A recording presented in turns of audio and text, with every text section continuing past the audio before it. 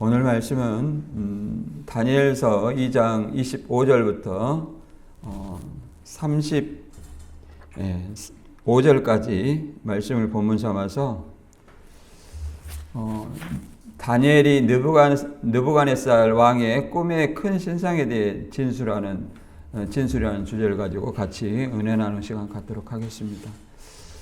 특히 이제 다니엘서 2장을 하면 큰 신상과 그 해석에 대해서 이제 느부갓네살 왕이 이제 그 알지 못해 번민한 것을 이제 애굽의 박사, 술사 모든 어떤 지혜자들에게 그 꿈과 해석을 알게 하라 했으나 해석하지 못하자 이제 죽음의 이 왕이 그들을 처형하라고 명령이 내렸을 때 다니엘이 이제 왕 앞에 기한을 얻어서 이 해석을 알게 하겠다 이렇게 얘기한 내용입니다. 그리고 오늘 본문은 이제 드디어 이제 느부갓네살 왕의 꿈이 무엇인지를 알게 하는 내용입니다. 그리고 이 꿈은 인간들이 바벨론의 박사와 술사 어떤 지혜자들이 알 수 없고 오직 하늘의 하나님만이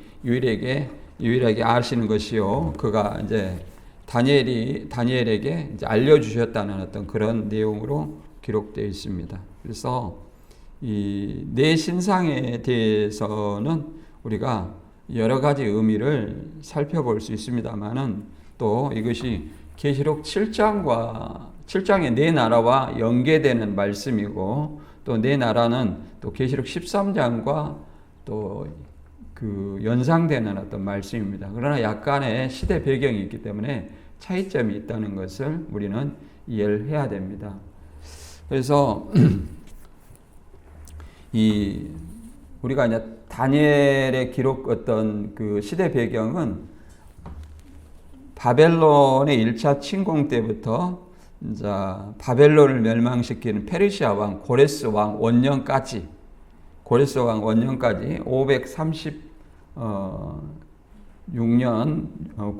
9년까지 이렇게 당한 일을 설명하고 있습니다. 그래서 바벨론이 이제 예루살렘을 침공한 것은 1차, 2차, 3차 해가지고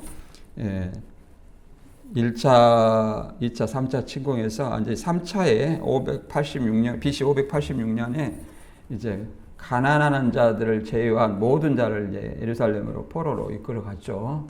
그래서 이제 이들이 이 바벨론 포로 후에 에레미야에 하신 말씀처럼 70년 후에 예루살렘의 항모함이 마치리라 하는 것처럼 이제 스룹바벨, 에스라, 느헤미야를 통해서 이제 그 포로 귀환을 시켜줍니다. 그래서 페르시아 왕 고레스를 하나님이 감동시켜서 이스라엘 백성을 이제 유대인들을 이렇게 포로 귀환을 해서 그들로 하여금 성전 재건을 하게 한 겁니다. 성전 재건을 하게 한 거다. 이런 어떤 배경 속에서 이제 이 장은 역사적으로 1차적으로 그렇게 이루어져요. 역사적으로 어떻게 이루어지냐면 느부갓네살 왕의 이제 그 꿈 신상이 어떤 것입니까? 금과 은과 놋과 철과 진흙 이 네 나라 그 다음에 그의 발가락은 얼마는 철이 얼마는 진흙이었다 이렇게 하고 큰 산에서 뜨인 돌이 이제 그 철과 진흙 발가락을 쳐 부숨에 이제 그 우상이 무너졌다 이렇게 얘기합니다. 결국은 이제 그 모든 나라가 우상으로 대변되는 나라로 설명되고 있습니다. 우상을 대변되는 나라로 설명하고 있습니다. 이제 2장 25절부터 30절까지 다시 한번 요약을 하면 다니엘이 이제 느부갓네살 왕에 향한 큰 신상의 꿈 내용에 대해서 진술하는 내용입니다. 그때 이제 근위 대장 아리옥의 인도로 왕을 향하여 꿈을 주신 이는 바벨론의 모든 술사와 술사들이 어떤 술사나 지혜자들이 알 수 있는 것이 아니라 유일한 하나님만이 그것을 알 수 있고, 다니엘도 잘나서 어떤 똑똑해서 이것을 아는 것이 아니라 하늘의 하나님께서 알려주셨기 때문에 이렇게 말한다고 설명하고 있습니다. 그리고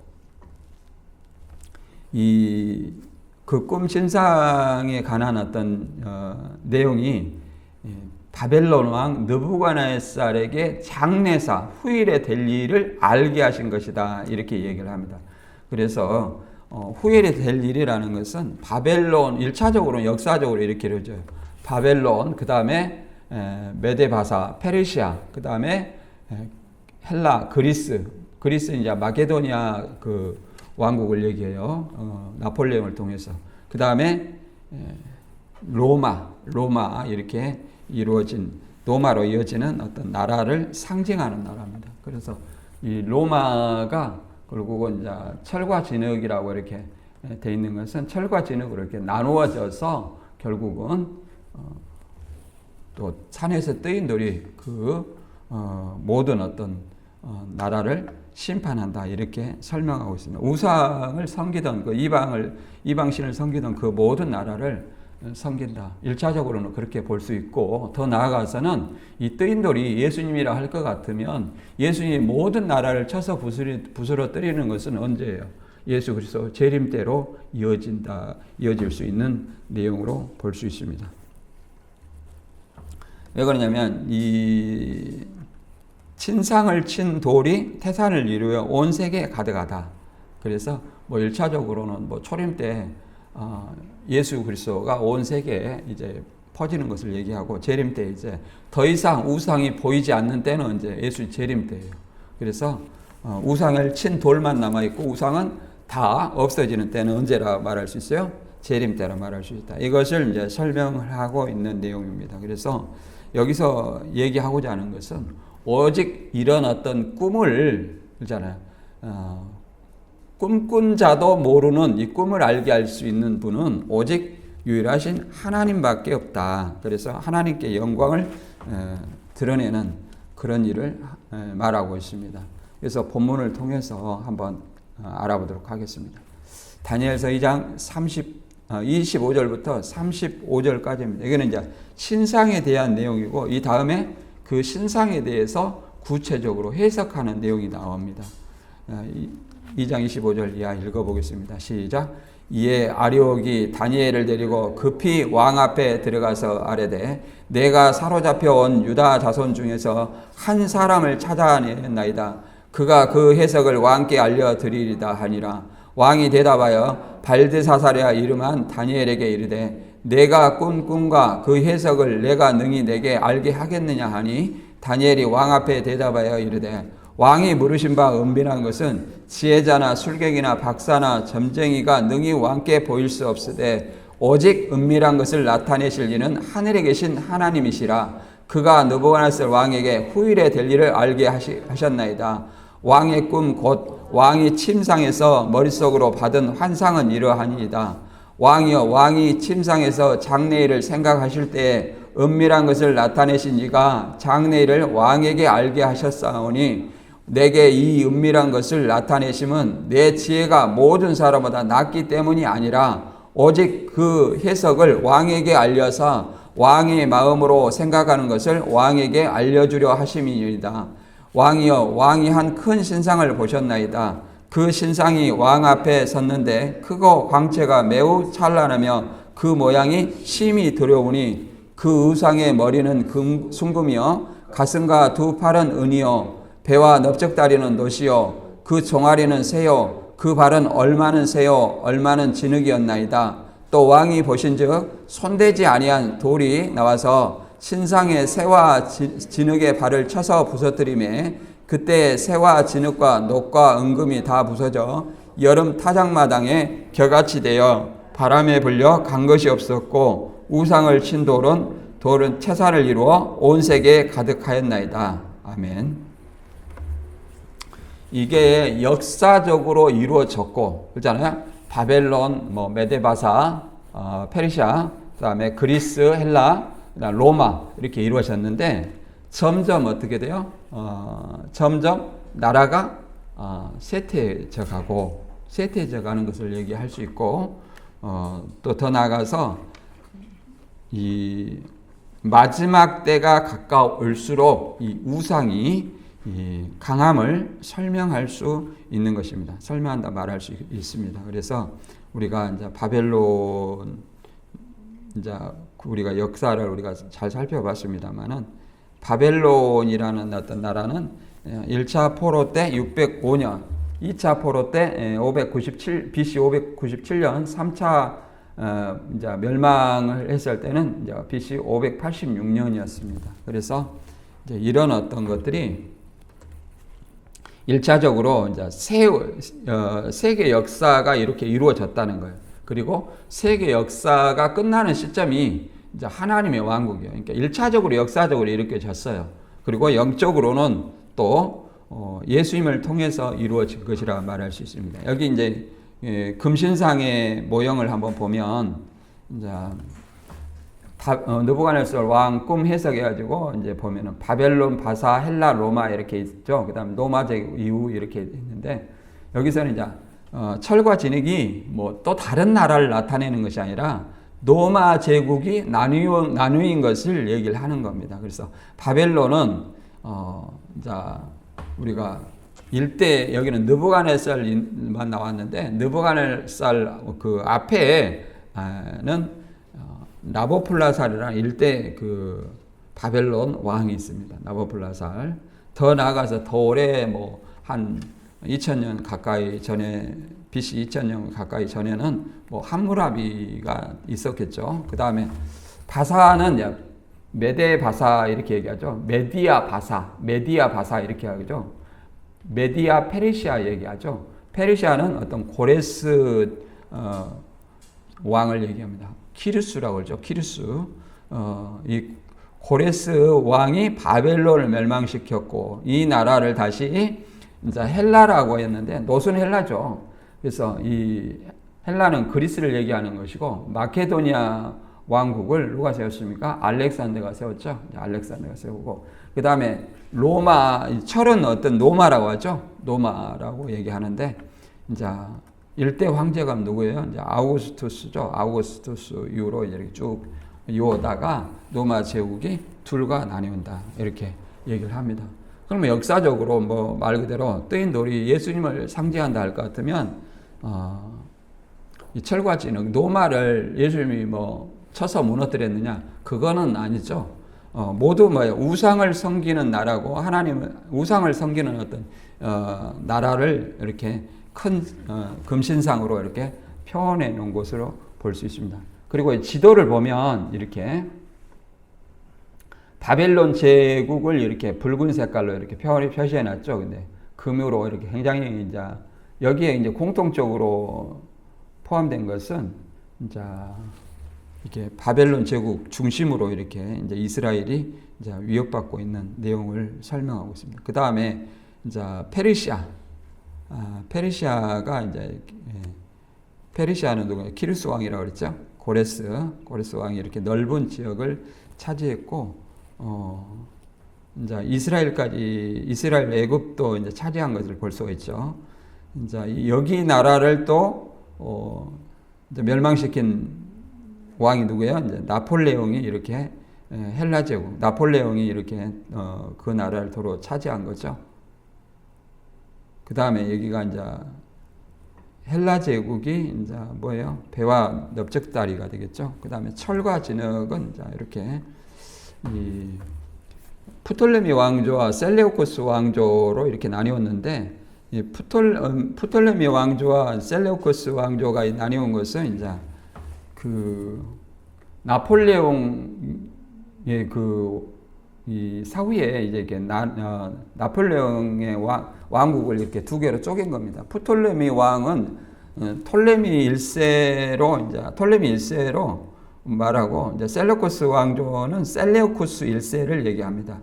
이렇게 나누은 것은 본래 셀레우코스 왕조는 프톨레미 1세와 이렇게 도움을 받아서 했으나 후에 이제 독립을 한 거죠. 이렇게 나누고, 그 다음에 이제 노마가 이제 종아리 철이라고 그랬죠. 이렇게 로마 제국이 이렇게 차지를 했습니다. 더 광범위한 나라를 차지했죠. 더 광범위한 나라를 차지했습니다. 그래서 이 나라가 다시 이제 이렇게 철과 진흙으로 이렇게 나눴다는 것은 로마가 이렇게 나누어지고 이 가장 약한 나누인 부분을 이제 뜨인돌이 쳐서 멸망시켰다, 이렇게 성경은 설명하고 있습니다. 근데 이제 어떻게 보면 역사적으로 이것을 어떻게 이해를 할 거냐. 역사적으로는 하나님이 이런 것을, 모든 것을 주관하신다고 말할 수 있어요. 왜냐하면 사도행전 17장 26절에 보면 이런 말이 있습니다. 사도행전 17장 26절에 인류의 모든 족속을 한 혈통으로 만드사 온 땅에 살게 하시고 그들의 연대를 정하시며 거주의 경계를 한정하셨으니 이는 사람으로 혹 하나님을 더듬어 찾아 발견하게 하려 하심이로되 그는 우리의 각 사람에게서 멀리 계시지 아니하도다, 이렇게 말합니다. 인류의 모든 족속을 아담의 한 혈통으로 이렇게 지었어요. 그러나 온 땅에 지었으나 이제 창세기 11장이요. 바벨탑을 이렇게 쌓게 됨으로 말미암아 그 모든 어떤 언어를 흩으셨고 이렇게 나라를 나누셨다, 이렇게 얘기를 합니다. 이것이 다시 이제 예수님의 복음으로 다시 하나 되게 하는 사건이 이제 오순절 사건이라고 말할 수 있습니다. 15개 국의 나라에서 예루살렘에 명절을 지키러 왔지만 그들에게 각 나라 말로 동일하게 듣는 것은 어떤 언어였습니까? 외국어였지만 자기 나라 말로 복음을 듣고 자기 나라 가서 전했어요. 그래서 예수 그리스도로 1차적으로 이렇게 하나 되게 하는 그런 어떤 역사의 시작이었다, 이렇게 이해를 하면 좋겠습니다. 그리고 이제 그런 어떤 이방의 나라를 심판하는 이방, 곧 우상 숭배하는 하나님이 아닌 다른 것을 믿는 것은 뭐라고 말할 수 있냐면 우상 숭배라고 말할 수 있어요. 여기서 이제 다니엘서 2장 25절부터 한번 읽어보고 알아보도록 하겠습니다. 이제 다니엘이 느부갓네살을 와련하고 이제 왕이 이제 과연 꿈을 해석할 수 있겠느냐, 이렇게 물어보는 거죠. 25절. 이에 아리옥이 다니엘을 데리고 급히 왕 앞에 들어가서 아뢰되 내가 사로잡혀온 유다 자손 중에서 한 사람을 찾아내었나이다. 그가 그 해석을 왕께 알려드리리다 하니라. 왕이 대답하되 벨드사살이라 이름한 다니엘에게 이르되 내가 꿈과 그 해석을 내가 능히 내게 알게 하겠느냐 하니, 이렇게 얘기를 하고 있습니다. 그래서 왕 앞에 아련하는 것을 얘기하죠. 2장 16절에서는 우리가 다니엘이 이제 왕께 이제 시간을 주어 그 왕과 해석을 알게 하리다, 이렇게 얘기를 했죠. 왜 그러냐면 그때는 애굽의 박사와 술사와 지혜자들, 곧 다니엘을 포함한 모든 지혜자들을 다 처형하라는 명령을 내렸었죠. 왜 그랬습니까? 그 꿈과 느부갓네살 꿈과 해석을 알게 하지 아니하였기 때문에 그렇게 얘기를 했습니다. 여기서 이제 보면 이 5장 13절에 보면 이에 다니엘이 부름받아 왕의 앞에 나오매 왕이 다니엘에게 말하되 내가 나의 부왕 유다에서 사로잡아온 유다 자손 중에 그 다니엘이냐, 이렇게 이 5장에서는 벨사살 왕이 바벨론의 벨사살 왕이 이렇게 다니엘을 다시 불러서 하는 얘기입니다. 근데 여기서 이제 느부갓네살을 뭐라고 말하냐면 부왕, 아버지 왕이다, 이렇게 얘기를 합니다. 그러나 이 느부갓네살이 느부갓네살을 벨사살의 부친으로 이제 느부갓네살을 언급하는데 역사적으로 벨사살의 혈통상 아버지는 느부갓네살이 아닙니다. 나보니두스예요. 나보니두스고 역사적으로 나보니두스인데 다 느부갓네살 또 후손도 아니었어요. 그래서 우리가 바벨론 왕들 보면 1대는 나보플라살이고 2대는 느부갓네살입니다. 그러니까 1대가 나보플라살이에요. 이제 일대 왕이 잘 나오지 않지만 느부갓네살이 대표적으로 나오죠. 근데 느부갓네살 아버지가 나보플라살이에요. 그리고 3대가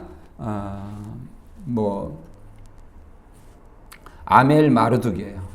이제 4대가 네리 글리사르입니다. 네리 글리사르. 5대가 이제 누구냐면 리바시 마르둑입니다. 6대가 나보니두스예요. 그 다음이 뭐냐면은 벨사살이에요. 나보니두스가 벨사살입니다. 그렇다면 이제 그 나보니두스 다음에 벨사살이죠. 그렇다면 어떻게 느부갓네살을 부친이라 언급을 했는가? 여기서 이제 부친이라는 뜻은 아버지라는 바로 위의 아버지라는 뜻이 아니라 부친이라는 뜻은 아부라는 아람어와 히브리어입니다. 그래서 이렇게 해석하는데요. 아버지나 혈통적 조상을 이렇게 아부로 표현합니다. 그러니까 여기서 5장 13절에 나의 부친 이렇게 했는데 나의 조상 이렇게 해석을 해도 별 무리가 없습니다. 그래서 나의 조상 유다에게서 사로잡아온 유다 자손 중에 그 다니엘이냐? 창세기에서는 창세기 4장 20절에는 조상이라고 번역되어 있습니다. 조상. 그리고 이 은밀한 것을 알게 하시는 이는 하나님이라고도 얘기합니다. 2장 30절에 우리가 조금 전에 읽어봤듯이 은밀한 것을 나타내시는 내 지혜가 모든 사람은 낮기 때문이 아니라 그 해석을 왕에게 알려서 왕의 마음으로 생각하는 것을 왕에게 알려주려 하심이라. 그러니까 왕이 뭘 생각하고 있는지 그걸 알려주게 하기 위해서 다니엘을 통해서 알려주었다. 이렇게 얘기를 합니다. 그래서 다니엘은 자기의 의를 드러내지 아니하고 오로지 하나님의 의를 드러내고 하나님의 영광을 드러낸 어떤 겸손을 나타내고 있죠. 이와 같이 이제 모세도 이 애굽 땅에 보낼 때 이런 말을 했습니다. 모세가 자기를 낮춰서 모세가 출애굽기 3장 11절에 보면 모세가 하나님께 아뢰되 내가 누구이기에 바로에게 가며 이스라엘 자손을 애굽에 인도하여 내리까. 그래서 하나님의 어떤 자손들은 다 자신을 대부분 낮추어서 설명하기도 합니다. 세례 요한도 예수님 앞에 자신을 낮추기도 하죠. 나는 회개케 하기 위해서 물로 세례를 베풀지만 내 뒤에 오시는 이는 나보다 능력이 많으시니 나는 그의 신을 들기도 감당하지 못하겠노라. 이렇게 세례 요한 또한 자신을 낮추어서 설명을 하고 있습니다. 그리고 27절부터는 이 왕의 꿈 자체가 어디서 온 것인가, 다니엘이 해석한 것이 아니라 하나님이 주신 것이고 이 세상의 지혜자들은 알 수가 없는 것이다. 이걸 설명하고 있습니다. 다니엘서 2장 27절에 보면 이렇게 말합니다. 다니엘이 왕 앞에 대답하여 이르되 왕이 물으신 바 은밀한 것은 지혜자나 술객이나 박수나 점쟁이가 능히 왕께 보일 수는 없으되 오직 은밀한 것을 나타내실 이는 하늘에 계신 하나님이시라. 그가 느부갓네살 왕에게 후일에 될 일을 알게 하셨나이다. 왕의 꿈 곧 왕이 침상에서 머릿속으로 받는 환상은 이러하니라. 이렇게 설명합니다.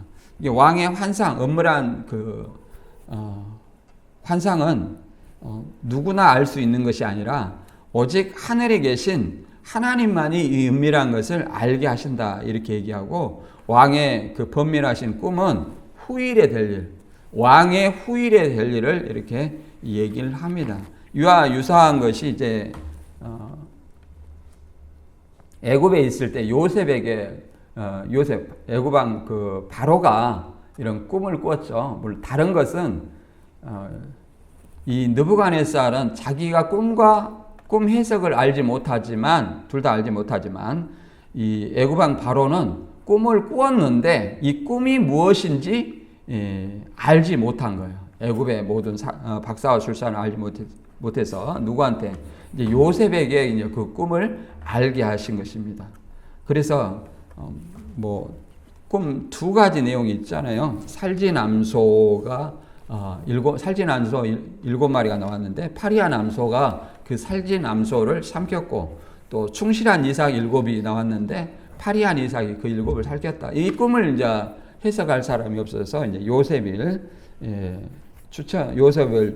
추천받아서 해석을 합니다. 왕 앞에. 창세기 41장 16절에 보면 요셉이 바로에게 대답하여 이르되 내가 아니라 하나님께서 바로에게 편안한 대답을 하시리다.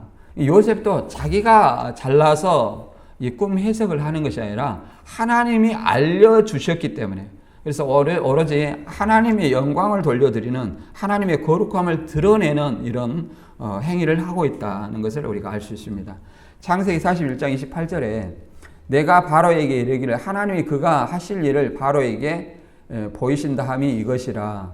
온 애굽 땅에 7해 큰 풍년이 있겠고 후에 7해 흉년이 들으므로 애굽 땅에 있던 흉년을 다 잊어버리게 되고 이 땅이 그 기근으로 망하리니 후에 든 그 흉년이 너무 심함으로 이전 풍년을 이 땅에서 기억하지 못하게 되리이다.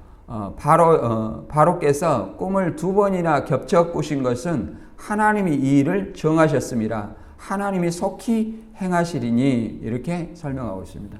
그래서 이 두 꿈의 해석은 큰 풍년과 풍년을 삼킬 정도의 큰 흉년이다 이렇게 얘기해요. 기근이다. 그 기근이 7년 기근이 앞에 7년 풍년을 생각나지도 아니할 만큼의 엄청난 기근이다 이렇게 얘기를 합니다. 그래서 이 꿈을 이렇게 살진 암소와 충실한 이삭의 이 2번의 꿈을 겹쳐 꾼 것은 반드시 하나님께서 일을 하시겠다고 바로에게 알려주신 것이다 이렇게 설명하는 겁니다. 그래서 하나님께서 이 역사를 이루고 계신다는 것을 알 수 있죠. 그래서 이제 이 일을 통해서 야곱 가족이 이제 애굽으로 오게 되죠. 우리가 다 알듯이 이제 사도행전에도 우리가 이런 바울이 예수님을 드러내는 하나님을 드러내는 어떤 복음을 가지고 하나님을 드러내는 일이 있습니다. 보면 바울이 아레오바고 가운데 서서 말하되 아덴 사람들아 너희를 보니 범사에 종교성이 많도다. 이 아레오바고는 말 그대로 이 아테네의 아크로폴리스의 남서쪽의 언덕입니다. 아레오바고라는 것은 법정이에요. 법정인데 거기서 이제 아레오바가에서 이제 그 외쳐서 복음을 전파하는 내용이죠. 왜 그냥 우상의 도시이기 때문에 그걸 전파하는 것이죠. 여기서 범사에 종교성이 많도다 그 말은 어떤 뭔가 보이지 않는 신을 믿고자 하는 그런 마음을 얘기를 하는 겁니다. 여러 신들을 보니까 너희가 참 종교성이 많도다. 그 종교성에 대해서 어떻게 설명하냐면 내가 두루 다니면 너희의 일하는 것들 보다가 알지 못하는 신에게라고 새긴 단도 보았으니 그런즉 너희가 알지 못하고 위하는 그것을 내가 너희에게 알게 하리라 이렇게 말합니다. 이 알지 못하는 신 그리스의 여러 신들이 있잖아요. 제우스, 헤르메스, 아폴론 이런 어떤 여러 신들을 섬기는데 그 중에 혹 빠진 신이 있을까봐, 혹 그 신을 내가 모르는 알지 못하는 신을 섬기지 아니해서 그 알지 못한 신이 나에게 저주를 줄까봐, 또 복을 주지 아니할까봐 그 알지 못하는 신에게라는 어떤 또 별다른 어떤 표를 써서 이렇게 섬긴다는 것입니다. 그만큼 어떤 이것을 종교성이라고 말하는 거예요. 그래서 바울은 너희가 찾고자 하는 신이 누구인가 내가 알게 하겠다 이렇게 얘기합니다. 24절부터 우주와 그 가운데 만물을 지으신 하나님께서는 천지와 주제이시니 손으로 지은 전에 계시지 아니하시고, 그 말은 지금 인간이 만들어낸 신은 인간이 만들어낸 신전에 있는 거예요. 제우스나 헤르메스, 아폴론 이런 어떤 신들이 다 인간이 상상 속으로 만들어냈고 그 인간이 세운 신전에 제사장으로 하여금 섬기게 하는 겁니다. 그런 것에는 하나님은 모든 만물을 지으신 하나님은 그런 손으로 지은 신전에 계시지 않는다 이렇게 얘기를 합니다. 구약에도 히브리서에 그런 말이 있죠. 육적인 어떤 손으로 지은 성전에 하나님은 계시지 아니하고 오직 하늘에 참 하늘에 계신다 이렇게 얘기를 하죠. 그리고 25절에 또 무엇이 부족한 것처럼 사람의 손으로 섬김을 받으시는 것이 아니니 이는 만민에게 생명과 호흡과 만물을 친히 주시는 이심이라.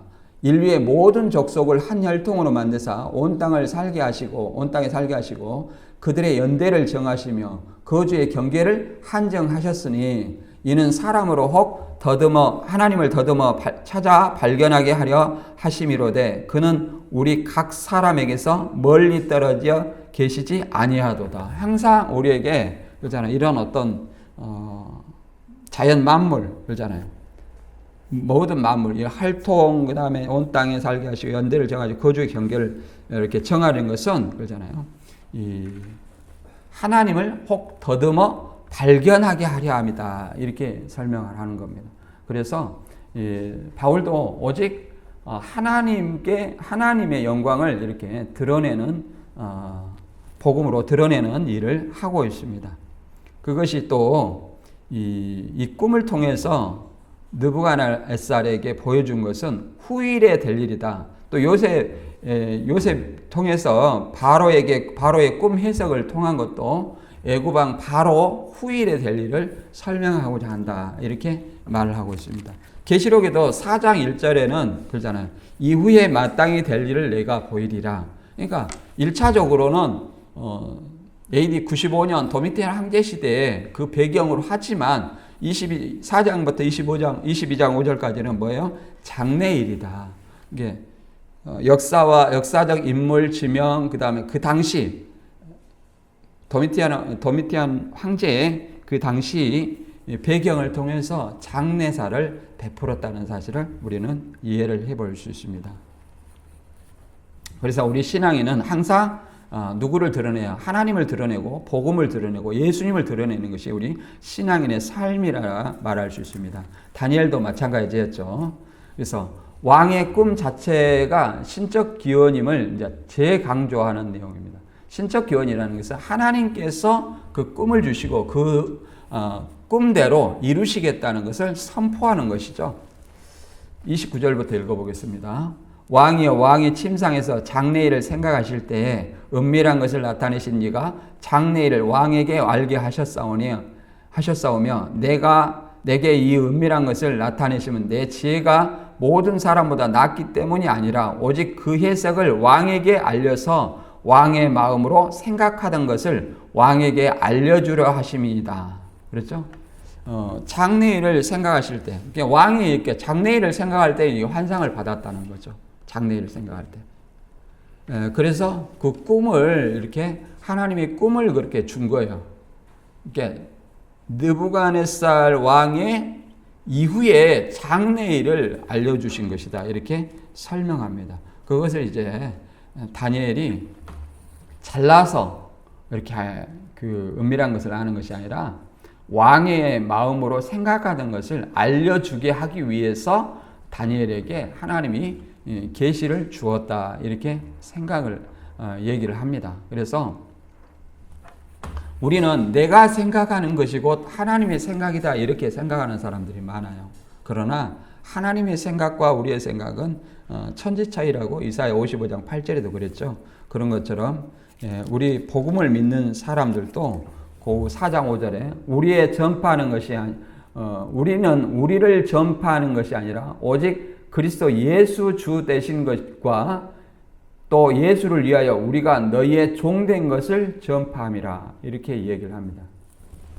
이게 바울과 동역자들이 자신들의 어떤 공로를 전파하는 것이 아니라 오직 예수가 그리스도이며 또 예수를 위해서 섬기는 본을 보인 것이다. 이렇게 설명하는 겁니다. 그래서 바울이 전한 어떤 복음은 뭐예요? 예수님의 십자가죠. 그래서 구약에서는 이런 것들이 감추어진 예수라고 말할 수 있습니다. 신약에서는요, 감추어진 것이 아니라 드러난 예수예요. 드러난 예수. 예수님의 제자들이 3년 동안 누구한테 예수님에게 제자들이 3년 동안 구약 성경을 통해서 구약 성경의 모든 것이 누구를 예수 한 분을 증거했다 이렇게 설명을 했습니다. 그래서 부활 후에도 다시 한번 강조를 하죠. 모세율법과 선지율과 시편에 나에 대해서 기록된 것이 이것이라 하시고 설명을 해줬죠. 그러니 제자들은 그 배운 것을 다시 이제 서신서로 이렇게 써서 보낸 것입니다. 서신서로. 사복음서는 예수님의 행적이고 또 그의 사도행전부터 이렇게 사도행전은 뭐 사도들의 복음 전한 그 사역을 얘기하는 거고 그 다음에 뭐 갈라디아, 에베소서, 이제 고린도서 이런 어떤 모든 것들은 사도들이 배운 그것을 그대로 그러잖아요. 예수님 바울은 물론 직접 배우지는 않았습니다만은 다메섹에서 그러잖아요. 다메섹에서 직접 계시를 통해서 또 아나니아를 통해서 배우게 됐죠. 그래서 그걸 이렇게 배운 그것을 이렇게 예수님을 드러내는 겁니다. 구약 성경을 통해서 예수님을 드러내는 것이 신약이다. 이렇게 이해를 할 수 있습니다. 그래서 드러내기 전에는 사람의 마음으로도 생각지도 못한 것이다. 이렇게 고전 2장 9절에는 얘기하고 있습니다. 그래서 그 전절에는 뭐예요? 이 세대의 간원이 알지 못했기 때문에 예수님을 십자가에 못 박았다. 이렇게 설명하고 있습니다. 그래서 항상 다니엘이 말한 것처럼 자기가 잘나서 이 계시를 받은 것이 아니라 왕에게 알려줄 사명이 있기 때문에 자기에게 계시를 주었다 이렇게 얘기를 합니다. 그래서 성경에서는 굉장히 하나님의 영광을 드러내지 아니한 것을 뭐로 얘기하냐면 큰 죄라 얘기를 합니다. 죄. 대표적으로 이제 모세를 얘기를 하죠. 무리바 물가에서 이제 백성들이 물이 없다고 이렇게 원망을 하자 모세가 민수기 10장 10절에 보면 우리가 너희를 위하여 물을 내랴 이렇게 얘기를 합니다. 우리가 너희를 위하여서 물은 하나님께서 주신 것인데 모세와 아론이 준 것처럼 이렇게 하나님의 영광을 가리운 거예요. 그래서 이것을 죄라고 얘기합니다. 12절에 민수기 20장 12절에 보면 여호와께서 모세와 아론에게 이르시되 너희가 나를 믿지 아니하고 이스라엘 자손의 목적에서 내 거룩함을 나타내지 아니한 고로 너희는 이 회중을 내가 그들에게 준 땅으로 인도하여 드리지 못하리라 하시니라. 이스라엘 자손이 여호와와 다투었으므로 이를 무리라 하니라. 여호와께서 그들 중에 그 거룩함을 나타내셨더라. 이렇게 얘기합니다. 거룩함을 나타내지 아니한 것은 뭐고 거룩함을 나타낸 것은 뭘까요? 거룩함을 나타내지 않은 것이 뭐예요? 나를 믿지 아니하고 이걸 죄악이라고 합니다. 그러면 죄에 따른 형벌이 있죠. 그러니까 가나안 땅에 들어가지 못하고 느보산에 올라가 비스가산 꼭대기에서 이제 가나안 땅을 바라보기만 해라 이렇게 얘기를 했습니다. 그리고 이스라엘 자손이 여기서 무리바 물에서 하나님이 여호와께서 그들 중에서 그 거룩함을 나타내셨음이라 하는 것이 뭘까요? 결국은 그들에게 하나님이 물을 주고 그렇잖아요. 물을 주고 모세와 아론에게 말 그대로 가나안 땅에 들어가지 못하도록 형벌을 주시는 거죠. 그게 공의 공도로 이렇게 거룩함을 드러냈다 맥락으로 설명하고 있습니다. 가나안 땅을 들어가지 못하는 것이지 모세가 천국을 못 간 거다 이런 어떤 것은 아니에요. 모세도 뉘우쳤습니다. 나중에 뉘우쳐서 회개했어요. 그러나 신명기 3장 25절 이하를 쭉 보면 이런 말이 있습니다. 모세가 뉘우치고 계속 가나안 땅에 들어가기를 계속 고하니까 하나님께서 이렇게 얘기합니다. 그만해도 족하니 이 일로 다시 내게 고하지 말라. 이렇게 하나님은 모세에게 이렇게 말합니다. 그런 것처럼 분명히 죄에 따른 형벌은 반드시 따라요. 다윗도 마찬가지로 그 다윗이 엄청난 범죄잖아요. 밧세바를 취하고 그 자기의 죄악이 들통날까봐 우리아까지 전쟁터에 보내서 죽였습니다.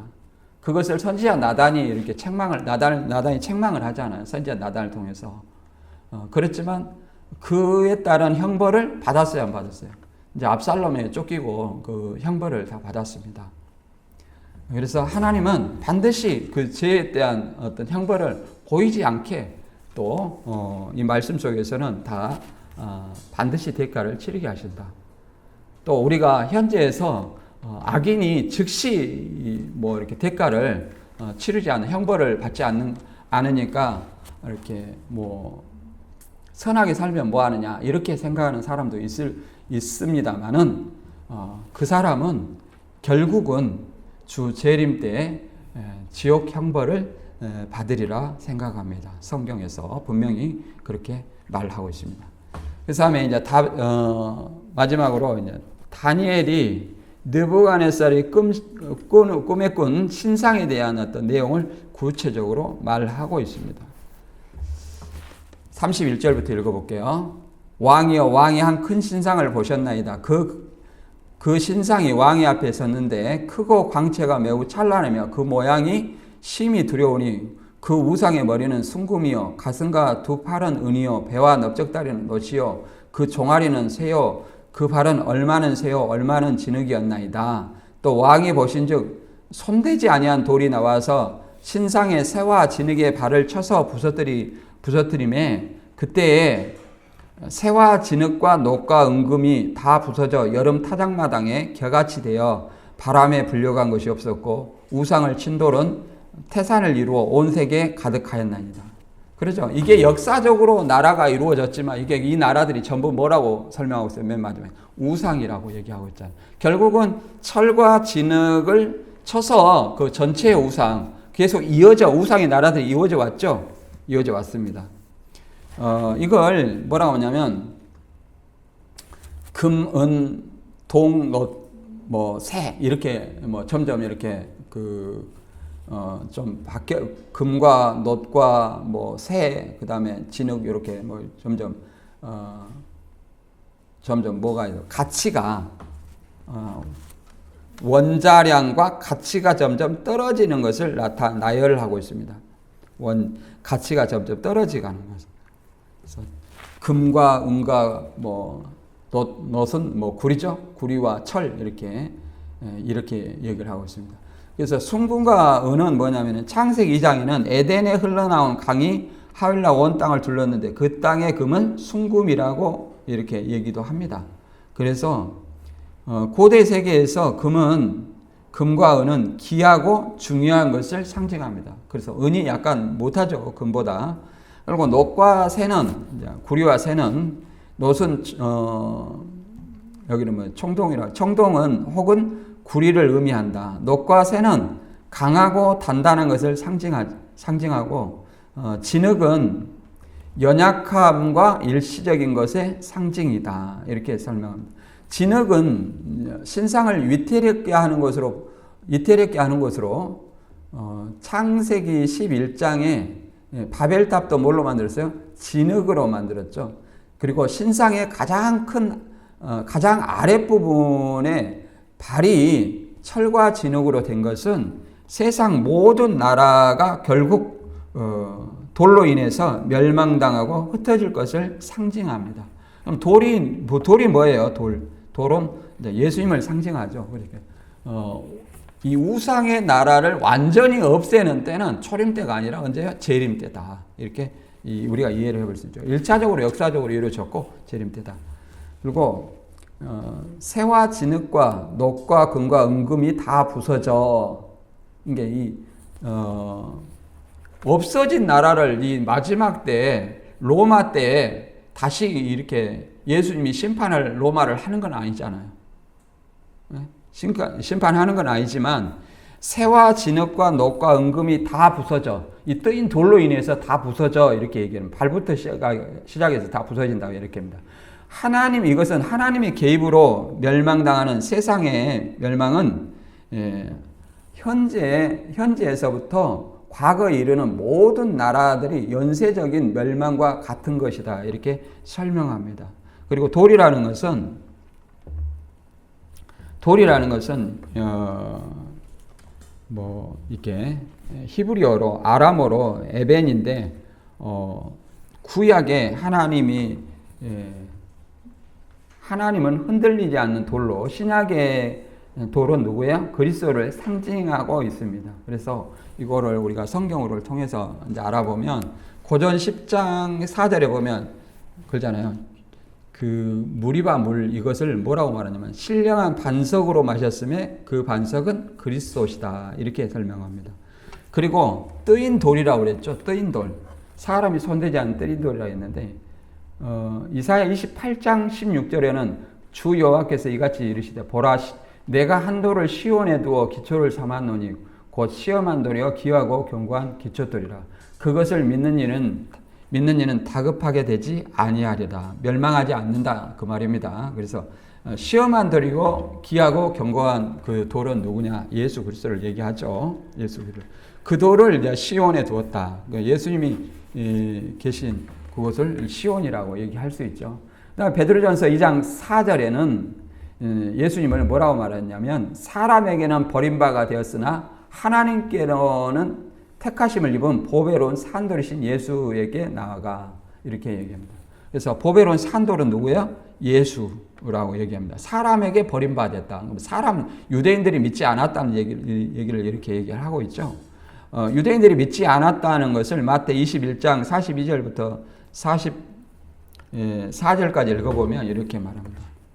예수님이 유대인들한테 하시는 말씀이에요. 예수께서 그들에게 말씀하셨다. 너희가 성경에서 이런 말씀을 읽어본 일이 없느냐? 집 짓는 사람이 버린 돌이 집 모퉁이의 머릿돌이 되었다. 이것은 주님께서 하실 일이요 우리 눈에 놀라운 일이다. 이것이 어디에 있는 인용한 말이냐면 시편 118편 22절을 인용한 말씀이에요. 그래서 시편도 결국은 누구를 상징하는 말입니까? 예수님을 나타내는 말이죠. 그래서 이 돌 하나를 건축자들이, 여기 건축자들은 유대 지도자들 얘기합니다. 유대 지도자. 왜 유대 지도자를 건축자라고 얘기했냐면 그들이 육적인 어떤 성전을 건축자가 짓듯이 마음의 성전을 짓기 때문에 지도자를 집 짓는 사람 건축자라고 얘기합니다. 그러면 집 짓는 건축자가 이 돌을 가지고 예수님의 돌을 가지고 성전을 지어야 되는데 결국은 버렸다 이렇게 얘기하죠. 그러므로 말미암아 43절에 나는 너희에게 말한다. 하나님께서는 너희에게 하나님 나라를 빼앗아서 그 나라의 열매 맺는 민족에게 주실 것이다. 그러니까 유대인들은 하나님 나라를 빼앗겼어요. 돌이 뭐예요? 하나님 나라예요. 시온에 든 돌은 뭐예요? 하나님 나라다. 예수님. 그래서 예수님을 영접하지 아니함으로 말미암아 하나님 나라를 빼앗기고 그 나라의 열매 맺는 백성은 누굽니까? 그의 나라와 그의 의를 구하는 곧 그리스도인들을 얘기를 합니다. 그리스도인들. 그래서 이 돌 위에 떨어지는 사람은 부서질 것이요. 이 돌이 어떤 사람 위에 떨어지면 그를 가루로 만들어 놓을 것이다. 이렇게 얘기를 합니다. 이 돌이 그잖아요. 사람이 손대지 아니한 뜨인 돌이 우상의 철과 진흙의 그 발을 부서뜨려서 모든 어떤 신상을 파괴하듯이 이 예수님을 이렇게 이 돌로 설명합니다. 이 돌 위에 떨어지는 사람은 부서질 것이요. 이 돌 위에 부딪히는 사람, 그잖아요. 이 돌 위에 부딪히면 그 사람이 부서질 것이고 잘못된 사상이 깨어지겠죠. 이 돌 위에 사람이 떨어지면 그를 가루로 만들어 흩을 것이다. 그가 결국은 심판받아 멸망당할 것을 설명하죠. 이것을 베드로전서 2장 7절에는 이렇게 말합니다. 그러므로 믿는 너희에게는 보배이나 믿지 아니한 자들에게는 건축자를 버린 그 돌이 모퉁이의 머릿돌이 되고 또한 부딪히는 돌과 걸려 넘어지게 하는 바위가 되었다 하였느니라. 그들이 말씀을 순종하지 아니함으로 넘어지나니 이는 그들이 이렇게 정하신 것이라. 그래서 그들이 다 부딪혀서 넘어지고 실족하는 것을 설명합니다. 결국은 이렇게 이 우상의 나라가 완전히 파괴되는 것은 언제냐? 예수 그리스도 재림 때다. 그래서 계시록 11장 15절에 보면 일곱째 천사가 나팔 불매 하늘에 큰 음성들이 나서 이르되 세상 나라가 우리 주와 그의 그리스도의 나라가 되어 그가 세세토록 왕노릇 하시리로다. 이렇게 설명합니다.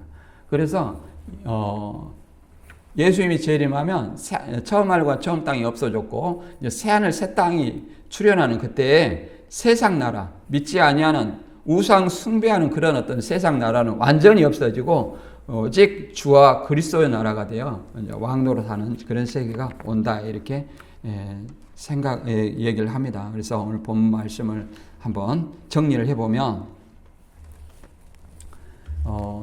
다니엘이 느부갓네살의 큰 신상의 내용에 대해서 진술하는 내용입니다.